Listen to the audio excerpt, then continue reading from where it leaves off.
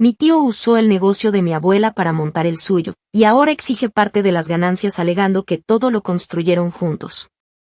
Durante años, el restaurante de mi abuela fue más que un simple negocio familiar, era el punto de encuentro del barrio, el lugar donde la comida sabía a hogar. Donde todos los vecinos venían no solo por un almuerzo económico, sino por la calidez con la que ella los recibía. Por las historias que contaba mientras servía un plato de lentejas o por ese postre de arroz con leche que tenía la receta secreta mejor guardada de toda la ciudad. Desde que yo tenía uso de razón, ese lugar fue parte de mi vida, y aunque muchas veces pasé desapercibida entre los adultos que se encargaban de atender, lavar o cobrar, fui absorbiendo en silencio todo lo que podía. La manera en que se manejaban los turnos, el trato con los proveedores, el control de los ingredientes, el equilibrio exacto de condimentos para cada preparación, sobre todo. La ética de trabajo que mi abuela repetía como un mantra. Según ella, uno no abría un negocio para llenarse los bolsillos rápido, sino para sostenerse en el tiempo, para construir algo que dejara huella, así fuera con un local de apenas 4 mesas y un fogón prestado. Con el tiempo, y a medida que sus fuerzas fueron disminuyendo, fui tomando un rol más activo en el restaurante.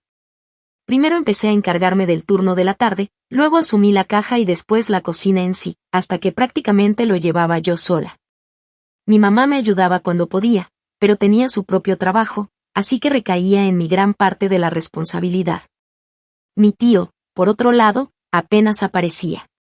Siempre tenía una excusa nueva, que estaba ocupado con sus negocios, que no tenía tiempo para andar entre ollas, que ya había hecho lo suyo en la juventud y ahora le tocaba a los demás. Solo venía los fines de semana a comerse algo gratis y decirnos que deberíamos modernizar el menú, meter cosas más gourmet, cambiar los precios y atraer otro tipo de clientela. Mi abuela nunca le hacía caso. Siempre le respondía que su sazón no necesitaba de lujos, que mientras la comida siguiera sabiendo como ella la hacía, la gente volvería, con o sin publicidad en redes sociales. El verdadero quiebre vino cuando a mi abuela le diagnosticaron una enfermedad degenerativa que la dejó postrada. Fue un golpe durísimo. Ella había sido una mujer activa hasta el último día, pero de repente su cuerpo ya no respondía igual. Aún así, su mente seguía lúcida, y fue en esa etapa donde me confesó algo que cambió todo el rumbo de nuestra dinámica familiar. Me llamó un día a su habitación, me hizo sentar a su lado, tomó una carpeta vieja del cajón de su mesa de noche y me dijo que ahí estaba todo, los papeles del negocio, los registros de propiedad, las escrituras. Las recetas originales escritas de su puño y letra, y un documento notariado donde dejaba claro que yo era su heredera directa y única responsable del restaurante. Recuerdo que me temblaban las manos al abrirlo. No porque dudara de mi capacidad, sino porque entendía el peso que eso significaba. Ella me dijo, con voz ronca pero firme, que confiaba en mí, que sabía que no solo iba a mantener el negocio a flote, sino que lo haría crecer sin traicionar su esencia. Que no importaba lo que dijeran los demás, lo había decidido así porque era lo correcto, y que si alguien se atrevía a discutirlo, debía recordarles que ninguno de ellos estuvo en los días difíciles fregando pisos, cocinando a las 5 de la mañana o resolviendo líos con los proveedores cuando el gas se cortaba a media jornada. Al principio, mi tío no dijo nada. Cuando se enteró del testamento, simplemente resopló y dijo que ella sabría lo que hacía, aunque no tardó en mostrar su verdadera cara. Pasaron apenas 3 meses desde que yo asumí el control total, y empezó a circular un rumor entre los vecinos de que él también tenía un restaurante. Yo pensé que era una exageración, que seguramente alguien había malinterpretado que vendía algo por encargo o que ayudaba en algún local ajeno. Pero no, una clienta habitual me preguntó un día si habíamos abierto una sucursal, porque había visto un local nuevo con un nombre parecido, y cuando fue a probar, la comida era casi igual pero peor. Eso me encendió las alarmas. Empecé a investigar, y lo que encontré me dejó helada. Mi tío había montado un restaurante con el mismo concepto, a solo 4 cuadras del nuestro, con el mismo menú, los mismos colores en las paredes, y hasta el mismo nombre con una palabra cambiada. No podía creerlo. No solo había plagiado descaradamente todo lo que construimos, sino que tenía la cara de presentarlo como una extensión del negocio familiar. Cuando fui a confrontarlo, tuvo el descaro de decirme que ese era su homenaje a mi abuela, y que si estaba molesta era porque me sentía amenazada. Según él, Los negocios tienen que evolucionar y que esto era lo que ella siempre quiso: expansión, familia, legado. Pero todos sabíamos que a él jamás le interesó el restaurante mientras no diera plata. Ahora que el original estaba empezando a crecer, gracias al esfuerzo diario, al boca a boca y a una clientela fiel, aparecía él a querer llevarse parte del pastel con una copia barata y oportunista. Y aunque en ese momento me sentí impotente, algo se activó en mí. No solo porque estaba defendiendo un negocio, sino porque estaba defendiendo a mi abuela, su historia, su esfuerzo, su memoria. Me prometí a mí misma que no iba a dejar que nadie, y menos él, se saliera con la suya. No iba a permitir que un oportunista con aires de mártir destrozara lo que ella me confió con tanto amor. Así que empecé a mover mis fichas. Y si él pensaba que podía engañar a todos con su fachada de negocio familiar, no sabía con quién se estaba metiendo. Actualización 1. Pasaron unas semanas desde que confirmé con mis propios ojos lo que ya sospechaba. Un sábado por la tarde, después de cerrar el restaurante, caminé hasta el local de mi tío. No fui sola. Me acompañó una de nuestras cocineras de confianza, una señora que llevaba casi una década trabajando con nosotras y que conocía cada receta de memoria. Y otra amiga mía que es diseñadora y tenía muy buen ojo para identificar copias visuales. Me planté al otro lado de la calle, observando sin ser vista. El letrero colgaba con descaro sobre la entrada: sazón con amor. Mismo tono rojo oscuro que usábamos en el restaurante original. Misma tipografía, casi exacta. Las mesas del mismo color. Incluso el mantel de cuadros, que mi abuela siempre decía que era marca de la casa, estaba ahí, como si hubieran arrancado uno de nuestros manteles originales y lo hubieran multiplicado. Entramos como si fuéramos clientas cualquiera. Mi amiga pidió el menú y se lo quedó observando con una ceja arqueada. Era una copia punto por punto, desde los nombres de los platos hasta las descripciones, como si alguien hubiera tomado fotos de nuestra carta y solo cambiado el orden. Las empanadas llevaban el mismo título: empanadas de la abuela, y el postre estrella, el arroz con leche con panela y canela que mi abuela preparaba con exactitud quirúrgica, aparecía como arroz dulce receta secreta. El colmo fue ver que tenían un apartado llamado La historia de Anita, acompañado por una caricatura deformada de mi abuela con delantal y trenza larga, dibujada torpemente pero reconocible. Era como una parodia burda de lo que ella realmente fue. No dije una palabra en ese momento. Me limité a comer en silencio, tomando nota mental de todo, y cuando nos fuimos, dejé el recibo como si fuera cualquier día. Pero al llegar a mi casa, imprimí todas las fotos que habíamos tomado discretamente, escaneé el menú original junto al falso, y comencé a armar un expediente. No lo hice con rabia, lo hice con precisión quirúrgica, con una calma que no reconocía en mí. No quería explotar, no quería armar escándalo en redes, todavía, quería preparar una jugada limpia, legal y definitiva. Durante los días siguientes, me dediqué a revisar cada documento que mi abuela había guardado, las recetas escritas a mano, las libretas con anotaciones de mejoras, las facturas de insumos. Las fotos antiguas donde aparecían las primeras versiones de los platos, los permisos de funcionamiento, y hasta los registros de marca que, para mi fortuna, habíamos tramitado hace unos años cuando una amiga abogada nos insistió que lo hiciéramos por si acaso. Resultó ser una bendición. Mientras tanto, mi tío comenzó a comportarse como si nada pasara. Se paseaba por el barrio con su delantal personalizado, saludando a todo el mundo como si fuera el chef de una cadena importante. Decía cosas como: nos está yendo bien gracias a Dios y la familia siempre fue buena en la cocina, se nota que lo llevamos en la sangre. Incluso me mandó una indirecta a través de una prima, que si yo tenía problemas con su restaurante, era porque no sabía competir, y que quizás lo que pasaba era que ya no cocinábamos como antes. Ahí entendí que esto iba más allá de un plagio, era un intento de borrar nuestra historia para colocarse él como protagonista, como si todo el legado de mi abuela le perteneciera por ser hijo varón, como si su sola existencia justificara todo lo que robó. Y si pensaba que yo me iba a quedar quieta viendo cómo usaba la memoria de mi abuela para llenarse los bolsillos, estaba más perdido de lo que creía. Puse manos a la obra. Le pedí a mi amiga diseñadora que me ayudara a actualizar toda nuestra imagen gráfica. Mantuvimos la esencia, pero profesionalizamos los logos, el menú, la fachada. Imprimimos todo con un sello de autenticidad y empezamos a añadir un código QR que llevaba a un mini sitio web donde contábamos la verdadera historia del restaurante, con fotos de archivo, testimonios de clientas antiguas, e incluso audios de mi abuela contando cómo inventó cada receta. Todo perfectamente documentado. Paralelo a eso, contacté a un abogado amigo de la familia, uno que ya conocía todos los trapos sucios de mi tío y que no se andaba con juegos. Él fue el que me dijo que no solo teníamos argumentos para una demanda por competencia desleal, sino también por uso indebido de imagen y apropiación de marca registrada. Mi plan era simple, dejar que él siguiera creyendo que me estaba aplastando. Que pensara que tenía la situación bajo control mientras yo lo envolvía legalmente con cada detalle. Sabía que su arrogancia lo cegaba, que creía que nadie en la familia iba a tener el carácter para enfrentarlo de verdad. Por eso, mientras él posaba para fotos frente a su letrero pirateado, yo lo estaba preparando para la caída más humillante posible, una donde su homenaje se volviera prueba. Donde su ego se convirtiera en evidencia y donde cada empanada que sirviera fuera un recordatorio legal de su estupidez. Lo más dulce de todo esto es que el restaurante original no solo se mantuvo, sino que empezó a crecer. La clientela habitual nos defendía, recomendaba, se solidarizaba sin que yo dijera una sola palabra contra él en público. Como si el propio barrio supiera que lo auténtico no se copia. Y cuando llegó el día de la primera notificación legal, supe que el primer golpe estaba dado. Faltaban muchos más, y yo no pensaba contenerme.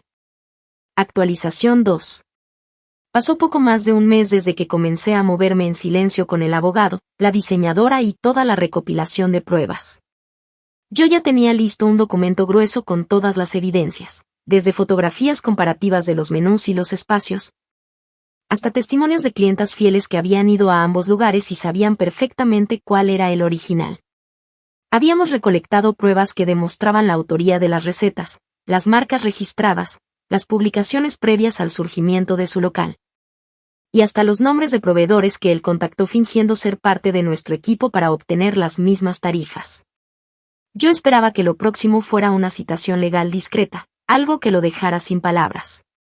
Pero lo que no imaginé fue que él mismo se iba a meter la soga al cuello, todo por ese ego ridículo que siempre le nubló el juicio.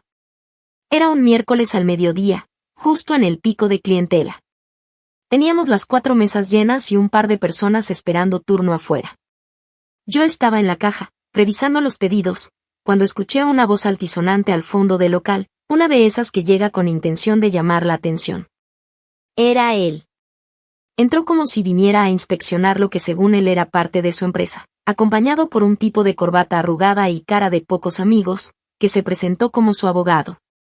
No saludó a nadie, no pidió permiso. Simplemente se sentó en una de las mesas con una carpeta bajo el brazo y me llamó con un gesto de dedos como si yo fuera su mesera personal. Cuando me acerqué, me lanzó una sonrisa falsa y me dijo, con ese tono condescendiente que siempre usaba cuando quería sentirse superior, que necesitábamos hablar en serio como adultos. Según él, su abogado había preparado un documento legal que probaba que él había sido parte del crecimiento del restaurante familiar desde sus inicios, que había aportado ideas claves y que, por ende, le correspondía una participación en las ganancias actuales. Decía que el nombre del restaurante estaba inspirado en su concepto original, lo cual era una mentira tan absurda que apenas si me contuve para no soltar una carcajada en su cara. Y que él estaba dispuesto a negociar antes de que esto escalara a instancias mayores. En resumen, venía a exigir el 40% de las ganancias mensuales, justificando que gracias a su restaurante clonado, nosotros habíamos tenido más visibilidad. Me acuerdo que le respondí con la misma frialdad con la que una se limpia el zapato después de pisar algo desagradable. Le dije que su restaurante ni siquiera aparecía en los primeros resultados de Google, que su cuenta de Instagram tenía comentarios desactivados por el aluvión de críticas, y que ningún aporte suyo estaba documentado en los archivos del negocio original. El tipo de corbata intentó intervenir leyendo un párrafo de su demanda, pero ni siquiera usó el nombre correcto del restaurante. Decía Sazón de Antonia en lugar de Sazón de Anita. Fue ahí cuando me incliné sobre la mesa, lo miré a los ojos y le solté lo que llevaba tiempo preparando. Le dije que todos los aportes reales al restaurante estaban documentados con fechas, firmas y registros públicos. Que su nombre no aparecía en ninguno de los documentos legales que sustentaban la empresa. y que en lugar de venir a robar, debería estar buscando cómo defenderse, porque una contrademanda por uso indebido de imagen, violación de marca registrada y competencia desleal ya estaba lista para ser presentada. Saqué una carpeta con las primeras hojas de la demanda, y la dejé caer en su mesa con un golpe seco. Su rostro cambió. Pasó de la arrogancia a la incomodidad en segundos. Trató de fingir que no le afectaba, pero se le notaba la tensión en la mandíbula. Me dijo que solo quería llegar a un acuerdo, que esto no tenía que volverse algo feo entre familia. Le respondí que la única forma en que esto no se volviera algo feo era si cerraba su restaurante inmediatamente, pedía disculpas públicas y retiraba todo lo que se parecía a nuestro negocio, el menú, el nombre, la decoración, todo. Me dijo que eso era exagerado y que jamás lo haría. Así que le deseé suerte en el juzgado y me di media vuelta mientras él aún intentaba murmurar algo a su abogado improvisado. El abogado, por cierto, ni siquiera sabía que yo tenía una marca registrada. Se lo dije en voz baja cuando pasé a su lado, mostrándole el número de registro, y vi cómo se le escurría la poca seguridad que tenía. Lo mejor de todo fue que la clientela había presenciado todo en silencio. Muchos sabían quién era él. Varios se quedaron observando con una mezcla de asombro y burla contenida. Y cuando se levantó de la mesa y salió con su abogado detrás, uno de los clientes, sin que yo dijera una sola palabra, gritó: «Aquí comemos lo original, no la copia barata del otro lado del barrio». Fue como una ovación. Se rieron varios, otros aplaudieron con disimulo, y yo sentí una mezcla entre orgullo y rabia contenida que me hizo temblar por dentro. Esa noche, llegué a casa y le conté todo a mi mamá, que me escuchó en silencio mientras preparaba té. Cuando terminé, me dijo que mi abuela estaría orgullosa. Me abrazó con fuerza, como si fuera la confirmación de que estábamos haciendo lo correcto. No solo era un negocio, era la memoria viva de una mujer que nos enseñó a no dejarnos pisotear. Y si mi tío pensaba que había sido humillado con esa primera escena pública, no sabía lo que le esperaba. Apenas estaba empezando. Actualización 3. Pasaron apenas unos días desde el incidente en el restaurante, pero fue suficiente para que mi tío empezara a desesperarse. No lo demostró abiertamente, por supuesto. No es de los que aceptan que han sido derrotados ni siquiera cuando están de rodillas. Pero los síntomas estaban ahí. Gente del barrio me contaba que ya no lo veían con la misma sonrisa arrogante con la que solía pasearse por la cuadra. Que su local, que en un principio había tenido una apertura bastante ruidosa, con música en vivo, promociones absurdas tipo 2x1 en platos que él decía que eran de creación propia. Ahora se notaba desierto desde temprano. Las luces apagadas, el mesero aburrido en la entrada, los manteles siempre puestos pero nunca usados. Mientras tanto, el mío seguía igual de modesto que siempre, pero con mesas llenas, pedidos por teléfono constantes y hasta una pequeña fila para recoger comida. Sin necesidad de rebajar los precios, sin hacer promociones desesperadas. Solo con la confianza ganada con los años y la reputación intacta. Aún así, yo sabía que no podía quedarme solo con la vía legal. La batalla jurídica iba a tomar tiempo, y aunque estábamos bien preparados, el desgaste podía jugarnos en contra si él lograba manipular la percepción pública antes. Así que decidí actuar en donde él era más débil, en la narrativa.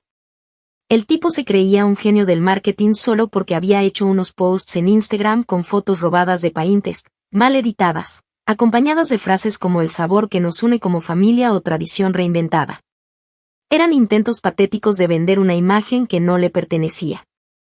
Yo, por otro lado, tenía una historia real, genuina, llena de matices que la gente del barrio conocía.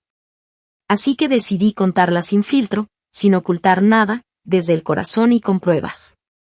Abrí una sección especial en las redes del restaurante, bajo el título Nuestra historia con Anita.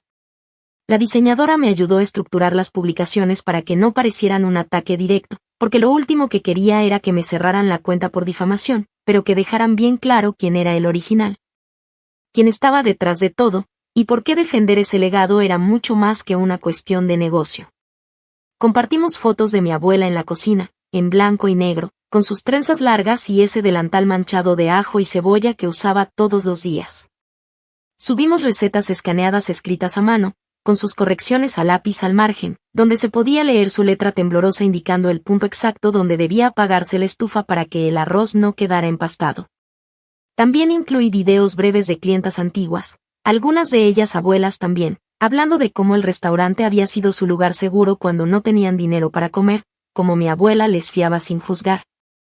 Como siempre les daba una sopa caliente aunque no tuvieran para pagarla en el momento. Todo eso contrastado con imágenes del nuevo restaurante, donde el plato más barato costaba el doble y los comentarios de las redes estaban plagados de quejas. No me hizo falta mencionar su nombre.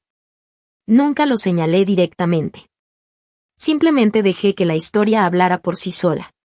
Y funcionó. Los comentarios comenzaron a inundar nuestras publicaciones. Gente que jamás había venido escribía que quería conocer el lugar auténtico, otros decían que se habían sentido estafados al visitar el otro restaurante, y muchos más ofrecían su apoyo total sin ni siquiera conocerme. Algunos influencers locales compartieron el contenido, lo cual le dio un empujón inesperado, y pronto la narrativa se escapó de nuestras manos. Mi tío, por supuesto, entró en crisis. Lo supe porque de la noche a la mañana activó los comentarios en su cuenta de Instagram, subió una historia lloriqueando, diciendo que el odio no construye nada y que todos tenemos derecho a emprender desde el cariño.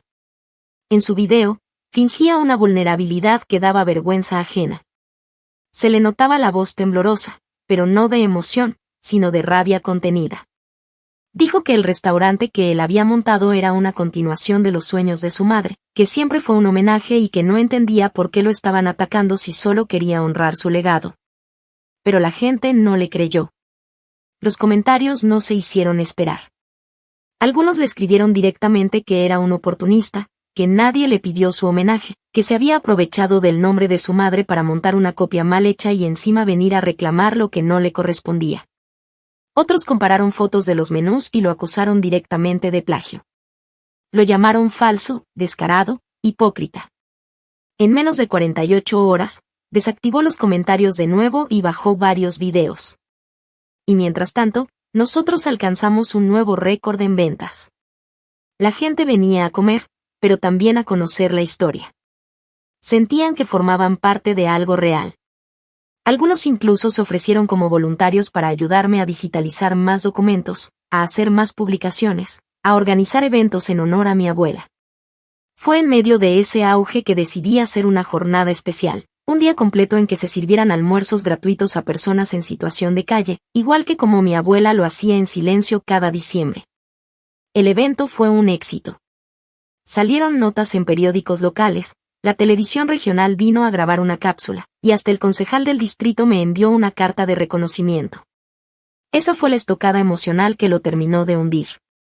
Mientras yo recibía aplausos por continuar con una tradición noble, él estaba encerrado en su local vacío, viendo cómo sus sillas se llenaban de polvo y sus homenajes no le alcanzaban ni para pagar la luz. Había querido apropiarse de una historia que nunca vivió, pero olvidó algo crucial: las historias reales no se pueden falsificar. Y ahora que el pueblo había tomado partido, ya no había marcha atrás. Solo faltaba la sentencia legal. Pero esa parte la estaba guardando como el plato final. El más frío. El más sabroso. Y el más merecido. Actualización 4. 3 semanas después de nuestra jornada comunitaria, justo cuando el restaurante parecía latir con más fuerza que nunca, nos llegó la notificación oficial del juzgado. El proceso que habíamos iniciado con mi abogado, ese que mi tío creyó que era una amenaza vacía para asustarlo, ya tenía fecha de resolución. La audiencia final se desarrolló con una rapidez que ni yo misma esperaba, en parte porque la defensa de mi tío era tan débil y ridícula que no daba para más. Su abogado, uno de esos leguleyos baratos que aceptan pagos en cuotas y prometen resultados por debajo de cuerda, presentó pruebas irrelevantes, como capturas de pantalla de publicaciones suyas en redes donde promocionaba el legado familiar, y testimonios de 2 empleados suyos que aseguraban que él hablaba constantemente de su madre en la cocina. Nada de eso podía sostener ni siquiera la mínima pretensión legal. Mi abogado, por el contrario, entró al tribunal con un arsenal de documentos organizados por fechas, con firmas, marcas registradas, videos, imágenes y declaraciones de testigos claves que demostraban de forma irrefutable que el restaurante original no solo era anterior en tiempo, sino que todo lo que él había copiado, desde las recetas hasta la identidad visual. Pertenecía legal y moralmente a la empresa que mi abuela y yo construimos. Incluso se presentó un perito en propiedad intelectual que comparó línea por línea ambos menús y explicó con tecnicismos legales cómo aquello constituía un plagio directo, descarado y con fines de confusión comercial. Fue un desfile de pruebas donde mi tío no dijo palabra. Solo se dedicó a mirar hacia el piso mientras su defensor sudaba a chorros intentando sostener un argumento que se deshacía con cada hoja impresa. El fallo fue contundente. El juez ordenó el cese inmediato del uso de cualquier elemento que imitara, evocara o se inspirara en el restaurante original. Eso incluía nombre, colores, diseño de menú, nombres de platos, descripciones, e incluso las frases promocionales usadas en sus redes.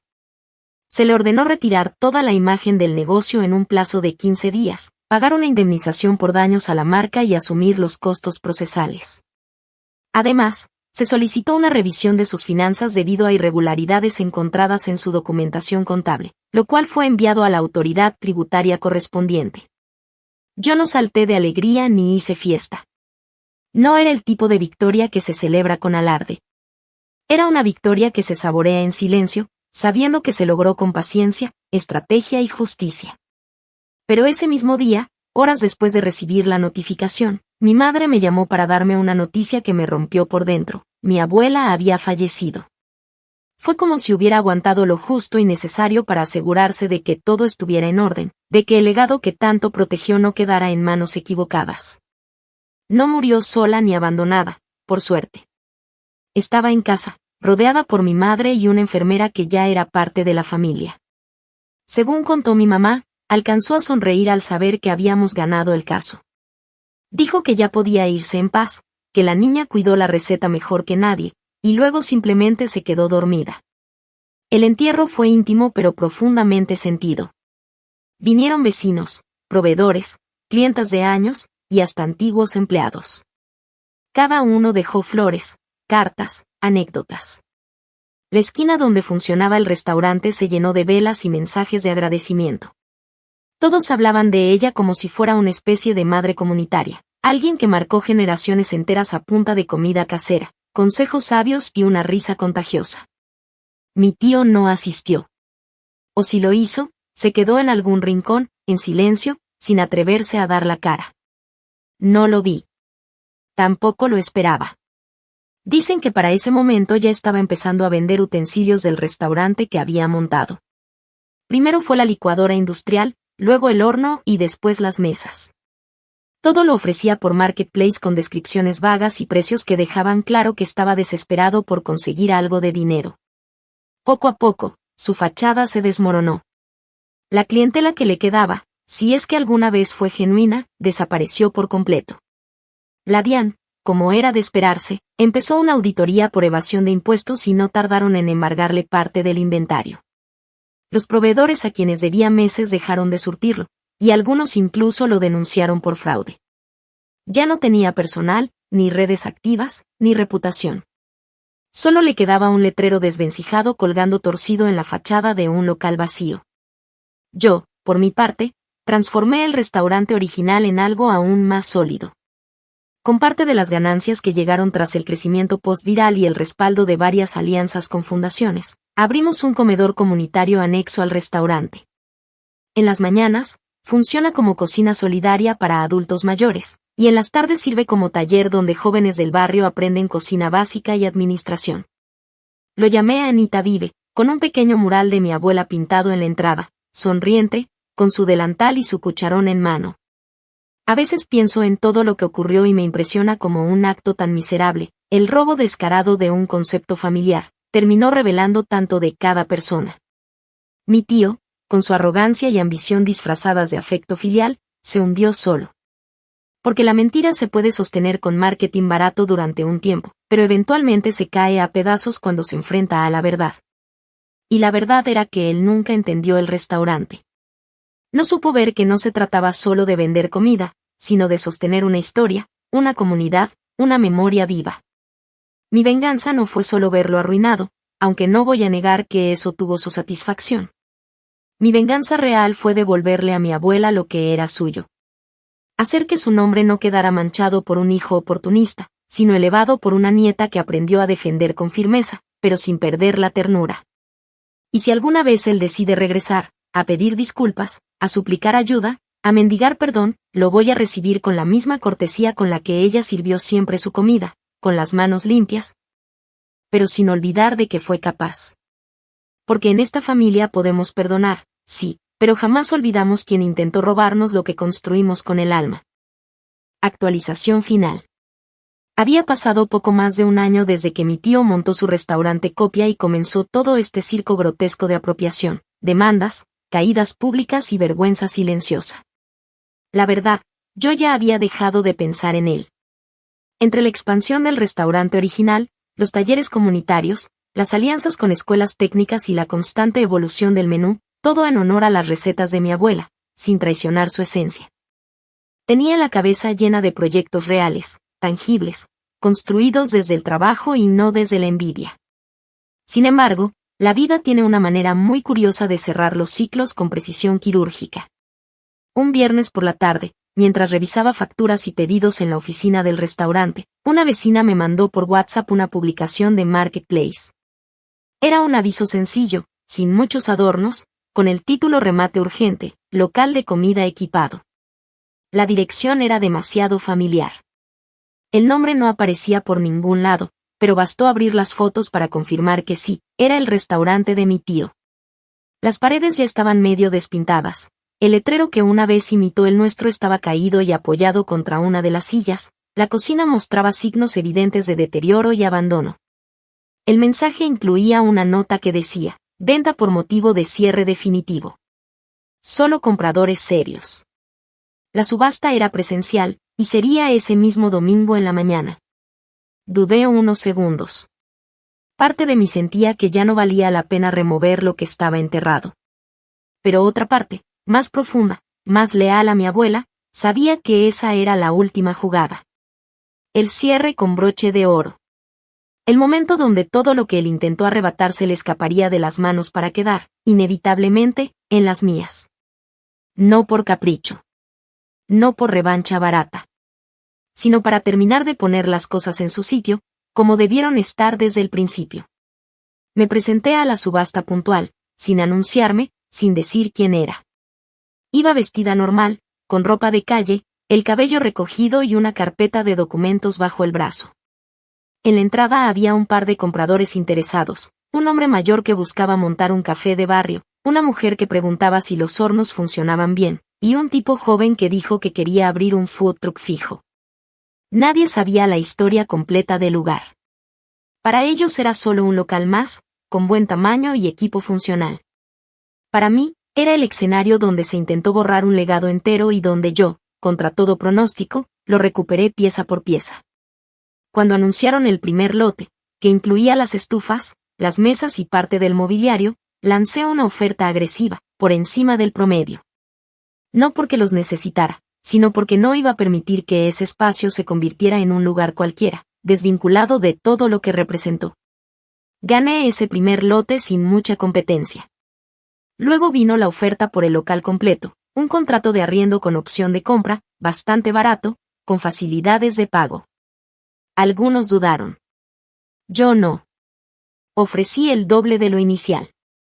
Nadie quiso meterse en líos. Lo gané sin oposición.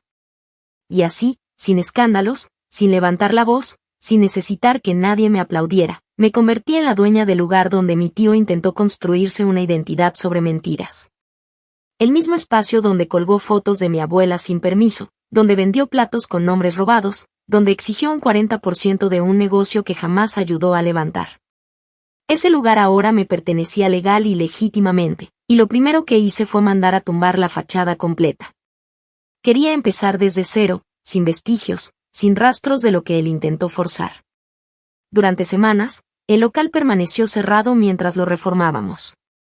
No porque quisiera hacer otro restaurante, sino porque tenía otro plan. Uno más duradero. Más útil. Más simbólico. Lo transformé en un centro de formación gastronómica para jóvenes sin recursos. Un lugar donde se enseñara a cocinar, sí, pero también a manejar un negocio con ética, con raíces, con respeto por las tradiciones. Lo llamé la sazón de todos. Puse una placa en la entrada que decía, aquí se enseña lo que no se puede robar, la pasión, la memoria y el verdadero sabor de la familia. Inauguramos con una ceremonia pequeña. No hubo medios, ni cámaras, ni discursos rimbombantes. Solo chicos del barrio, algunos padres, un par de chefs invitados que ofrecieron clases gratuitas, y mi mamá, que me miraba desde el fondo con lágrimas contenidas. En el interior, donde alguna vez colgó la caricatura horrenda que mi tío mandó a hacer de mi abuela, ahora había una gigantografía de ella, con su sonrisa real, sosteniendo una bandeja con empanadas. Tal como lo hacía cuando yo era niña y me decía, no se trata de la comida, sino de cómo la sirves. Desde entonces, supe que no había mejor forma de cerrar este capítulo. Mi tío no volvió a aparecer. Me contaron que se fue a vivir a otro barrio, que trabaja como auxiliar en un depósito y que evita pasar por la zona. Algunos familiares intentaron mediar, sugirieron que lo perdonara, que ya había aprendido la lección. Yo no respondí nada. Porque en realidad no hacía falta decir más. La vida ya había hablado por mí. Hoy, cada vez que camino por ese local reformado y veo a un chico de 17 años aprendiendo a cortar cebolla o una mujer de 50 redescubriendo su pasión por la cocina después de años de silencio, me convenzo de que la mejor venganza no fue arruinarlo, aunque, admito, fue inevitable. La verdadera venganza fue demostrarle que lo que se construye con alma no puede ser imitado, que la memoria de una mujer como mi abuela no cabe en una copia barata, y que su legado, al final, no solo sobrevivió al intento de usurpación, sino que renació, más fuerte, más libre, y más vivo que nunca.